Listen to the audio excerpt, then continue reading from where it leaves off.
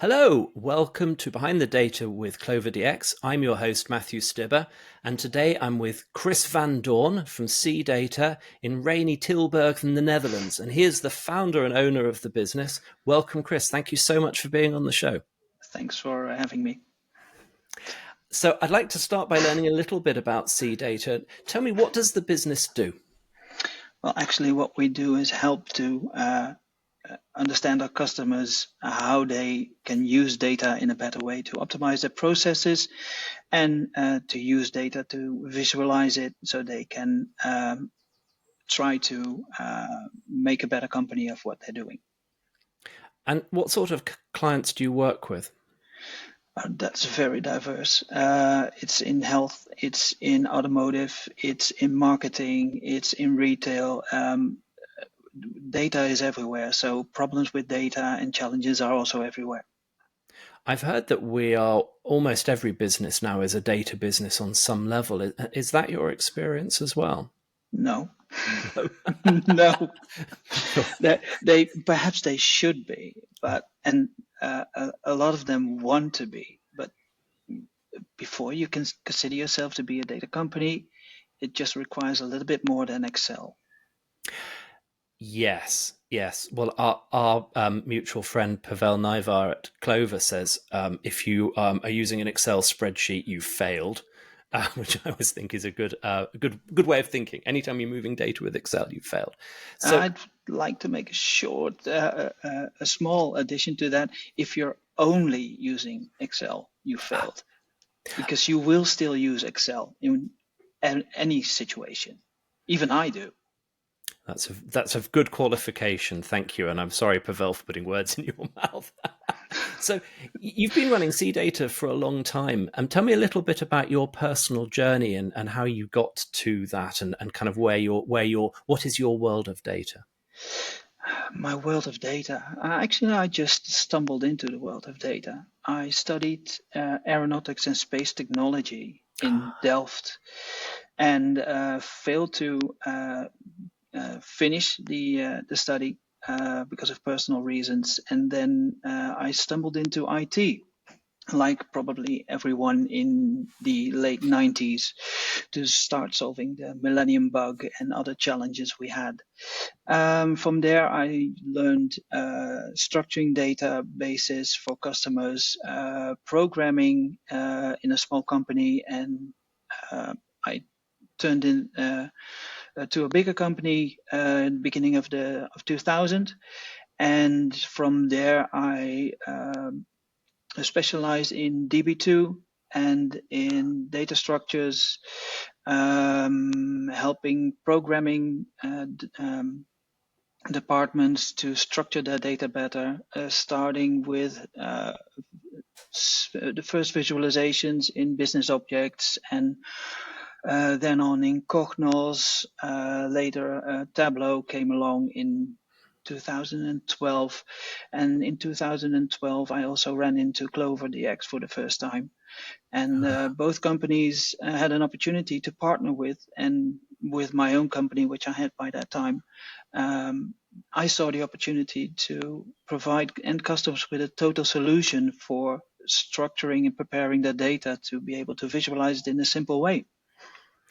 Well, that's an interesting thing, because visualization is often an end product of a well-organized, data-driven company. But it is. To be able to visualize in Tableau, what do you have to do to your data? What are the things that people are struggling with data visualization? Take the time that you need to visualize your data, multiply it by 5, and that's the effort you need to put into preparing your data. And it's not just connecting to and cleaning and structuring. You know, we're trying to get information from all the underlying systems that we use in our operational processes. And that data just isn't structured, almost always isn't structured in a proper way to visualize on. So you have the operational data model on one side, and you have the analytical data model on the other side. And to get from the operational data model to the analytical data model, that needs a lot of work. And first thing that you need to do is determine for yourself, what do I need to be able to report on? Because that will be the basic input for your analytical model. And once you have that, you can try to see, do I have that data? On what schedule do I record that data? Are there gaps in it? What's the data quality? And all those things come into play. Yeah. It's an interesting idea that there are two different data models conceptually, an analytical and an operational. How data literate do you find people? How can you educate yourself to understand things like an operational and an analytical data model? Let me start with the first question. How data literate do you find people to be?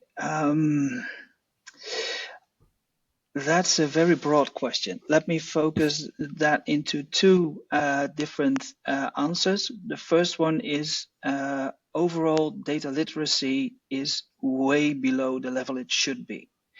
And that's not even for people who are using data, but also people are consuming data. And if you look into modern media, the amount of graphs, data, figures, numbers that you see in BBC News or Dutch media, or even on Facebook, Twitter, or other media streams you might follow, it's overwhelming. And people, I really believe that people do not have a broad enough knowledge in data literacy to be able to really place those figures and graphs in a correct way. So it almost like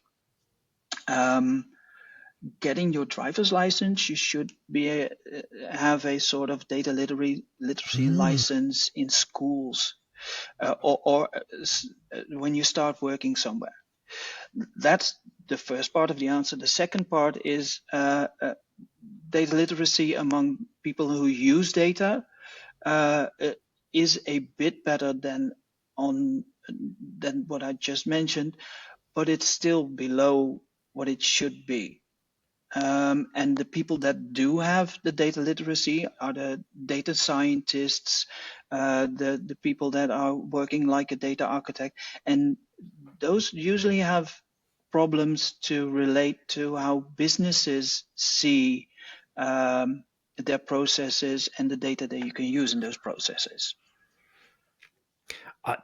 That's I think a very profound insight, and I'm not one of the world's data literate people, but with clients, they want lots of reporting and analytics. But when you ask them, well, what do you want reported and how do you want that, they struggle even to express that in a clear way. So how do we go about educating ourselves to, well, not yourself, you're an expert at this, but how does a data illiterate person like me educate themselves about data? I try to not call myself an expert because some other people see me as an expert. That's flattering, but I try to keep educating myself because expert level requires a constant to even reach it, which I don't think I'm still at, but nonetheless, to reach it requires a constant keeping up with trends and developments, and you have to keep educating yourself. Where do you start? Well, I have a training for you. If you no, just kidding. We just sign up here. The link's in the bio. No, all joking aside, there should be some sort of training, and you can go online and look up data literacy trainings. The visualization tool I use, Tableau, has a basic data literacy training. It does require some basic knowledge, which might make it a bit too advanced to start with, but there is a lot of information online you can find. Even if you just understand what does data actually mean? Why do we use it? How can I interpret a simple bar graph or a line graph? When can I see that it's manipulated, like missing axes or just showing the top of a graph or those kind of stuff? That would help. That's an interesting thing for me and others to go and explore. Let's move on to another area. I'm very interested in digging into a particular project of your choice and really understanding the story of it, and not only the technology that you use, but also the engagement you had with the client and the processes you went through and what you learned from it. So perhaps if we could start by thinking about a particular project, tell me a little bit about what you were trying to achieve for your client with this. One of the most recent projects that I'm still active on is trying to get all the data pipelines and data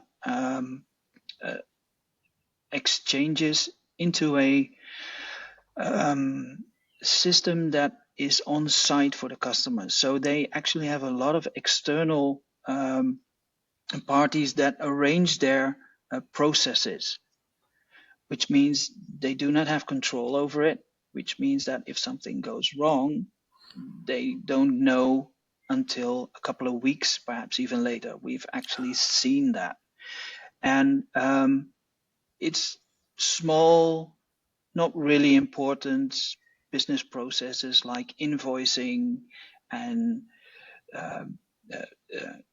ordering of products or parts. So, the crucial parts that they don't have any insight in. And that's where we are, where we came in to get a grip on analyzing the processes that are available, and to see which parties are included and show the business why they should be in control. And the technology we use, of course, is an integration platform, data integration platform, because you are connecting to so many different products and different types of documents, being Excel sheets or CSV files, but also APIs and databases to get the information from. And just getting the overview of all the parties involved and all the processes involved, together with the business people, that took a couple of months alone. And then we still had to do all the work. So, yeah. So, well, let's start with that. So, you can I just understand a little bit more about the objective? And was it the case that you wanted the systems might exist in different places in the cloud or whatever, but you wanted also to have a local copy of the data, or you wanted to bring the systems in-house as well? Some of the systems were already in-house, but they weren't able to build their own integrations between those systems, so they turned to external parties who build those integrations. Then you lose two parts. First of all, you're not in control of the architecture and the functionality that they are delivering. Plus, they charge a lot of money, and they had the integration platform in-house. But they didn't know how to use it correctly. So when we came in, we said, you know what?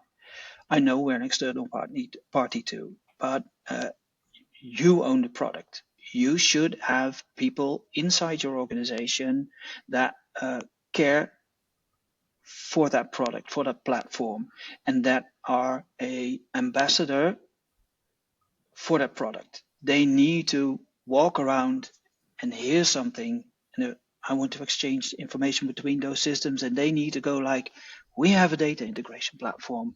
We can do that for you. When do you want to have it ready? And once you have those ambassadors in-house, and initially that's us, the external party that comes in to build the data integrations and get the streams flowing and optimize the processes, make sure that the business sees they're in control, provide them with a dashboard that they can see that's green, all process ran correctly today, there's no harm for you when it comes to financial or operational flows. But after that, it has to be internal people. It really has to be. Otherwise, you still won't own the platform, and it will not give you all the benefits that you thought it would. And for us, that's always our main objective. Empower the customer to be able to build it themselves. It seems to me, as an outsider, that there are different levels of capability. There's sovereignty or control over your data, and then there's control over the integrations and the pipelines that join them together. And at the highest level, there's control over the ability to build and maintain those pipelines. So with this project that you mentioned, tell me a little bit about the engagement you had. How did you, during those several months, how did you understand where all that data was and build that map of the landscape? Talk to people. That's all. That's all. So they have an IT department that is at their central headquarters, but they have so many locations in the Netherlands, in the Benelux, in Germany. Not everybody knows what the IT department can do. So you don't need to focus on the IT. You need to focus on the business. So talking to business executives, hearing the opportunity. We have a problem. Come talk to me. Come talk to us. We'll try to understand you. In the end, it's about the data for us, but not for the business user. For the business user, it's about his process. He needs to be in charge of his own business processes, and it's either selling or customer satisfaction or invoicing or logistics, or that's his main focus. And when you can help them solve a problem in their area, they will know where to find you. And that's exactly what happened, because we had a backlog of about 60 or 70 days when I said, guys, I can't run this on my own anymore, so I need to fly in someone else. That was okay. They estimated about 6 weeks, and after 6 weeks, the backlog was 100 days. And a couple of months later, we're still at 100 days backlog, and because the work keeps adding up. It's not like we're not delivering. On contrary, we're still delivering, but the additional work keeps growing and growing and growing. They see the advantages. It's fascinating.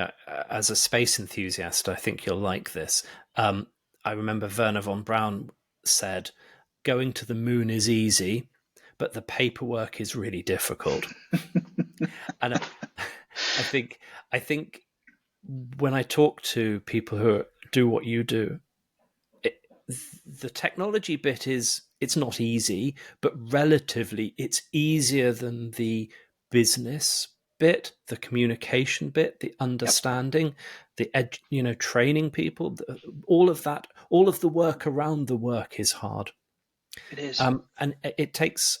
So in the end, how many days do you think you're going to end up delivering on this project? Depends on how many days they will still add. At this moment, it feels like a never-ending story. And of course, it will be a story with an end, hopefully a good end, but it's looking like that at this moment. I reckon we at least need until the end of the year to clean out the most challenging and most pressing items. And who knows, because the company is growing and growing, they will run into new challenges and needs before the end of the year that will be prioritized over the needs that we are solving right now. Well, appetite comes with eating, I think. So the more they see you can do, the more they will want to do. So tell me, with this project, what's the main lessons that you've learned that you will apply in future projects?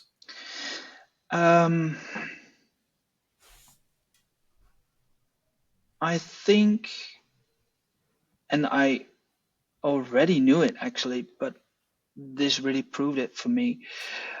You need to have a good understanding and good relationship with the business to make this work. You can have so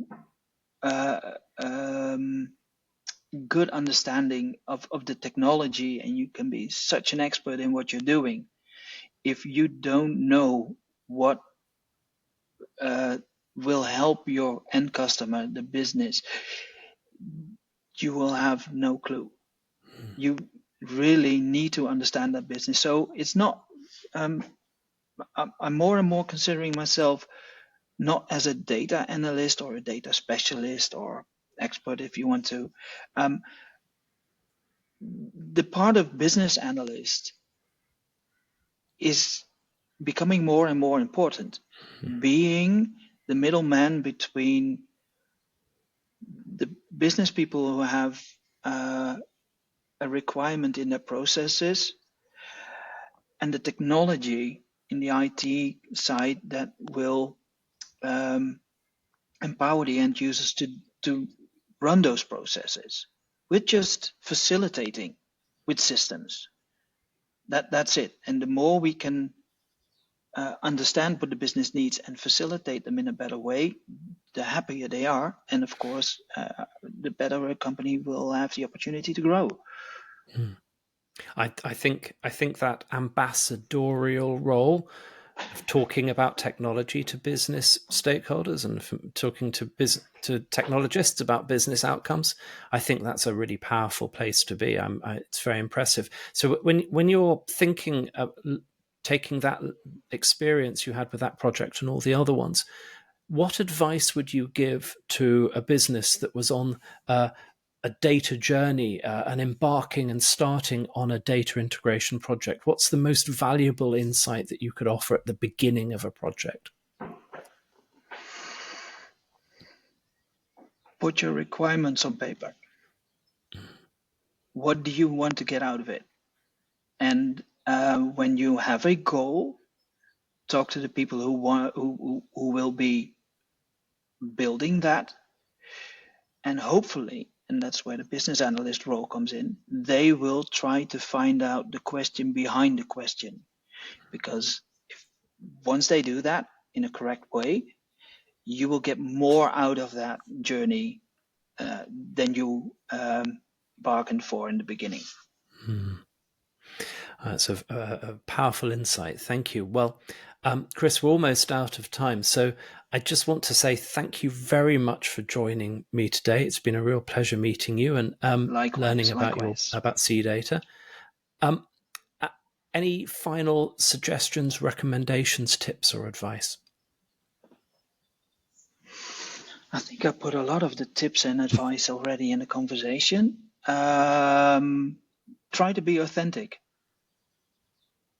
And if you are able to describe a solution and you know you can build it because you can, it's so much more powerful than doing a sales training. Amazing. Thank you, Chris. Well, that brings this episode to a close. If you're listening to this and you'd like any more practical data insights or you want to learn more about CloverDX, please visit CloverDX /behind the data. Thank you very much for listening and goodbye.